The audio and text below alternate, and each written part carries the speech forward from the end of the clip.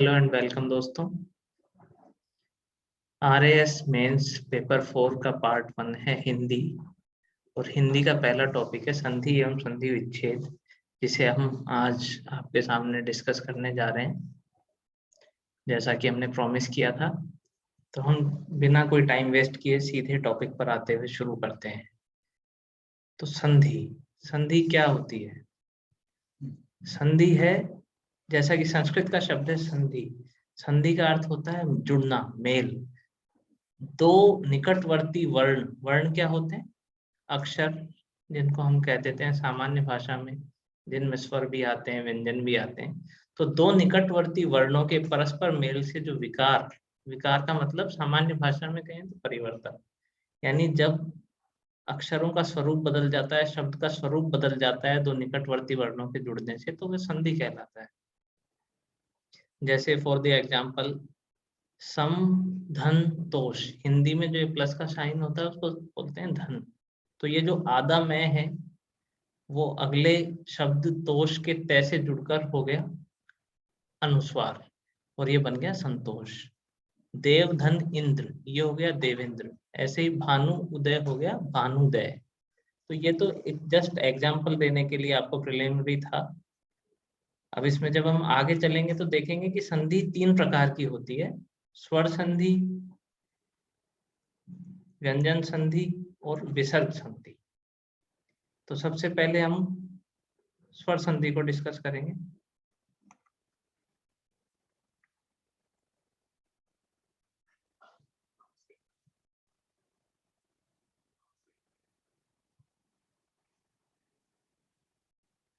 स्वर संधि,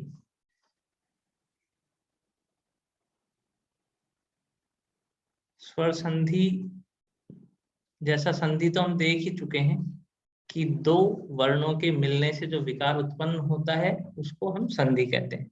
अब संधि के आगे स्वर लग गया तो वर्णों के आगे भी वर्ण की जगह पे आ गया स्वर।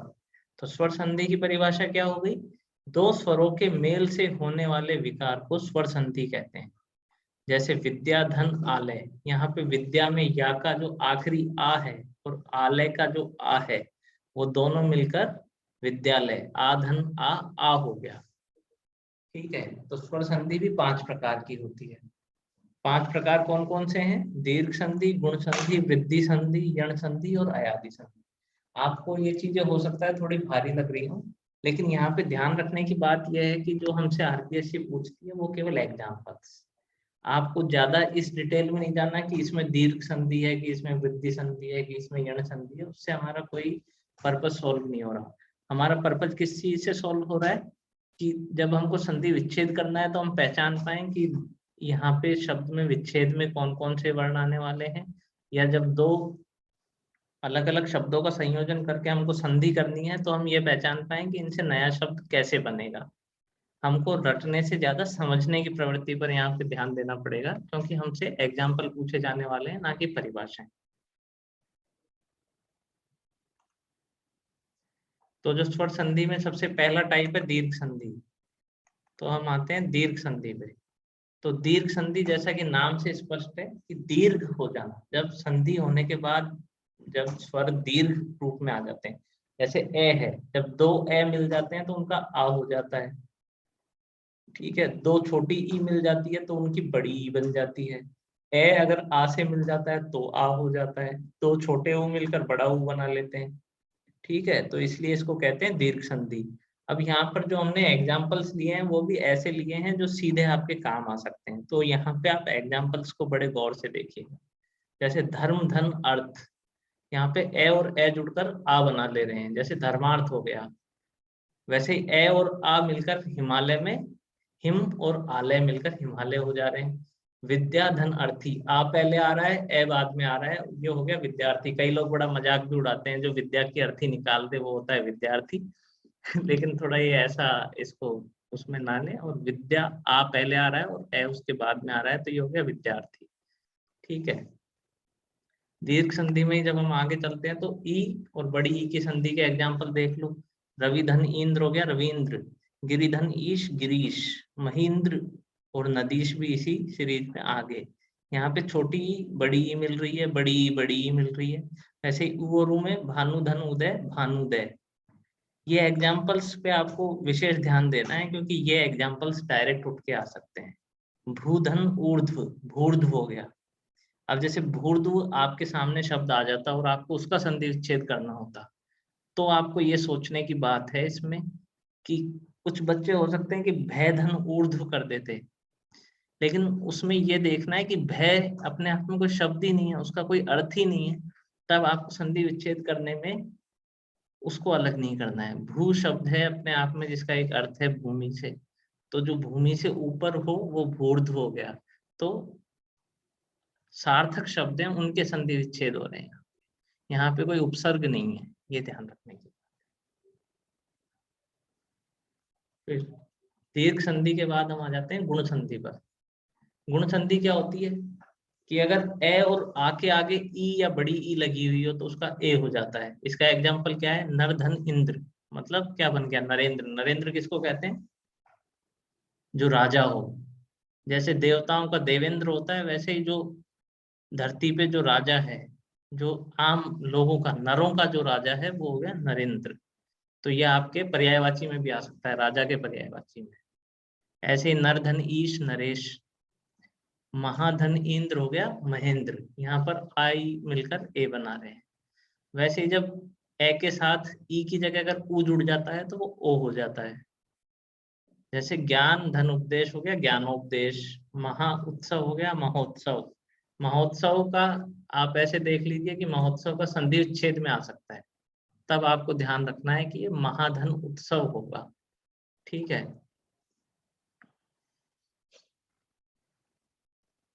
ये जो री वाले होते हैं वो जनरली बच्चों को ज्यादा टफ लगते हैं। तो यहाँ पे आप देखिए, ए धन री, ये बन गया आधा रे अर। तो देव धन ऋषि का क्या हो गया, देवर्षि। आ और री मिलकर भी बने अर। महाधन ऋषि का हो गया महर्षि। इनको आप फॉरवर्ड एंड बैकवर्ड दोनों तरह से ध्यान रखिए। महर्षि का संधि विच्छेद भी आ जाए तो महधन ऋषि नहीं करते ना, कॉन्सेप्ट वही लगाना है। मह का कोई अर्थ सुना है आपने, कभी नहीं सुना। महा को अपन जानते हैं कि बड़े को अपन कहते हैं महा। ठीक है। तो हमेशा इसमें संधि विच्छेद और संधि करते टाइम ये देखना है कि जो हमारे पास तोड़ने के बाद जो शब्द आ रहे हैं या जोड़ने के बाद जो शब्द बन रहा है, वो दोनों शब्द हमारे सार्थक होने चाहिए। गुण संधि के बाद आ जाती है वृद्धि संधि। वृद्धि संधि में क्या होता है कि ए और आ का ए और आई से मेल हो जाता है तो आई बन जाता है, और ओ और औ से मेल होता है तो औ हो जाता है। अब वृद्धि संधि और गुण संधि में डिफरेंस क्या हुआ, गुण संधि में ए आ मिल रहे थे ई से और ऊ से, यहाँ पे और बना रहे थे क्या, ए और ओ। यहाँ पे ये वृद्धि संधि में ए और आई से डायरेक्ट मिलके आई बना रहे हैं और ओ और से मिलके औ बना रहे हैं। दीर्घ संधि में हमने क्या देखा था कि ए और ए मिलके आ बना रहे थे, ए आ मिलके आ बना रहे थे। गुण संधि में हमने देखा ए और ई मिलके ए बना रहे थे, ए ऊ मिलके ओ बना रहे थे। वृद्धि संधि में अब क्या हो गया, ए अगर ए से या आई से मिल रहा है तो आई बना रहा है, और आ अगर ओ या औ से मिल रहा है तो औ बना रहा है। ठीक है।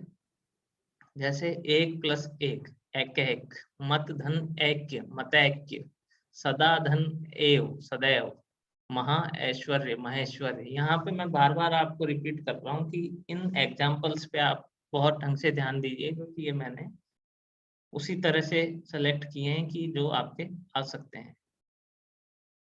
ठीक है। परम औषध परमौषध हो गया। ठीक है। तो अपने दिमाग में एक कॉन्सेप्ट डेवलप कर लो कि सबसे पहले आई दीर्घ संधि, जिसमें क्या हुआ, दो हर्ष स्वरों ने मिलके बना लिया बड़ा स्वर। ए ने आ बना लिया, ई ने बड़ी ई बना ली, ऊ ने बड़ा ऊ बना लिया। फिर आपके पास आई गुण संधि, उसमें क्या हुआ, ए और ई ने मिलके ए बना लिया, ए और ऊ ने मिलके बड़ा ऊ, ए और ऊ ने मिलके ओ बना लिया। फिर आई वृद्धि संधि, जिसमें ए और ए ने मिलके ऐ बनाया और ए और ओ ने मिलके औ बनाया। ठीक है। बार बार अपने दिमाग में अभी दोहरा लेंगे तो बाद में दिक्कत नहीं आएगी। फिर आ गई यण संधि। यण में क्या हो गया कि अगर ई और ई के आगे कोई असमान स्वर आ जाए तो ई और ई का य हो जाता है। और उसी प्रकार अगर उ और उ के आगे कोई असमान या विजातीय स्वर जिसको हम कह देते हैं तो उसका हो जाता है व। एक तरह से ये समझ लो कि यूपी बिहार की तरफ जैसे जो बोलते हैं ना, ऊ कहाँ गया तो वो कहाँ गया, तो वैसे ही यहाँ पे ऊ का व हो गया और ई का य हो रहा है। जैसे बहुत सारे शब्द ऐसे होते हैं जिनमें हमको कंफ्यूजन होता है कि यहाँ पे ई आएगा कि य आएगा, तो उस हिसाब से इसको याद रख सकते हैं कि ई को य से रिप्लेस कर सकते हैं और ऊ को व से रिप्लेस कर सकते हैं। वैसे ही री के आगे अगर कुछ और भी आ जाता है तो उसका रे हो जाता है। ये जैसे हमने गुण संधि में भी देखा था कि री का रे हो रहा था। तो इसके एग्जांपल्स, इसमें से काफी एग्जांपल्स आ जाते हैं, जैसे यद्यपि का संधि विच्छेद यदि धन अपि, इत्यादि का इति धन आदि, अन्वय अनुधन ए। ये आप चाहें तो अलग से लिस्ट भी बना सकते हैं। ये जितने भी यहाँ पे जो संधि और संधि विच्छेद के एग्जाम्पल दिए हैं वो सारे काम के हैं। इनमें से कोई भी आपके सुधन, आगत, स्वागत, अनुधन, एषण, अन्वेषण, ठीक है। तो इसमें आपको क्या समझ में आया कि अगर कोई असमान स्वर आ जाए, असमान स्वर किसको कहेंगे कि जैसे यदि धन अपि का एग्जाम्पल लो, यदि में क्या है छोटी ई, उसके आगे आ गया ए। अभी तक क्या हो रहा था, या तो ए के आगे आ रहा था ए और आ अपने आप में एक ग्रुप थे, ई और ई एक ग्रुप थे, ए और ए एक ग्रुप थे, उ और उ एक ग्रुप थे, और ओ और औ एक साथ थे, ठीक है। तो हो क्या रहा था कि या तो सेम ग्रुप के, जैसे ए और आ आगे पीछे हो रहे थे दीर्घ संधि में, ठीक है, या ए और ए आ रहे थे। उसके बाद जितनी भी संधि हमने देखी, गुण संधि या वृद्धि संधि, तो उसमें जो पहले वाला शब्द होता था, जैसे ए के आगे ई आता था, ए के आगे उ आता था, ए के आगे ए आता था, कभी ऐसा नहीं हो रहा था कि ए के आगे ए आ गया, ठीक है, या ऐसा नहीं हो रहा था कि ओ के आगे ए आ गया। यण संधि में क्या हो रहा है कि पहले आगे वाला अक्षर आ रहा है, बड़ी ई पहले आ गई और उसके बाद ए आ रहा है, तो यहाँ पे असमानता आ गई कि बाद वाला पहले आ गया, पहले वाला बाद में चला गया। तो ये है यण संधि। तो इसमें आप देख लीजिए एग्जाम्पल्स, ठीक है। उसके बाद हम चलते हैं अयादि संधि पर।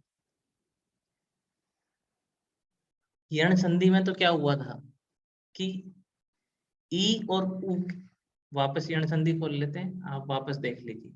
ई वाला जो ग्रुप है, ई और बड़ा ई और उ और बड़ा उ, उसके बाद ए और आ रहे थे, ठीक है।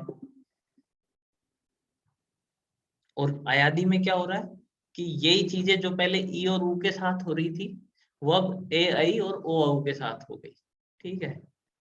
तो ए के बाद ए आ गया तो अय हो गया, ने धन अन नयन।